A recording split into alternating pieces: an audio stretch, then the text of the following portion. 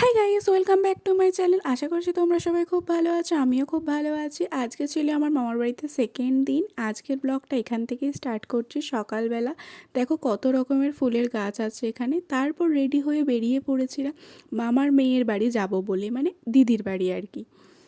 এটা ছিল একটা গ্রামের সাইড। পরিবেশ দেখে তোমরা বুঝতেই পারছো, খুবই শান্ত একটা পরিবেশ।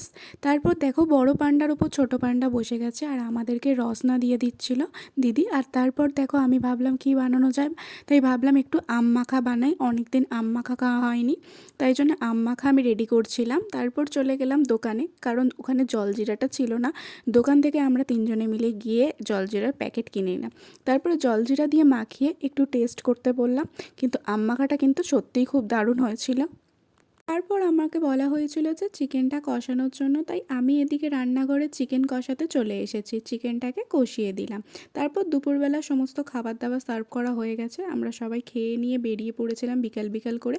আর আমার মামার বাড়ি থেকে ছিল বাটানগর, খুবই কাছে, নৌকা করে চলে গিয়েছিলাম বাটানগরে। আবার দেখা হবে পরের একটা ব্লগে। টাটা।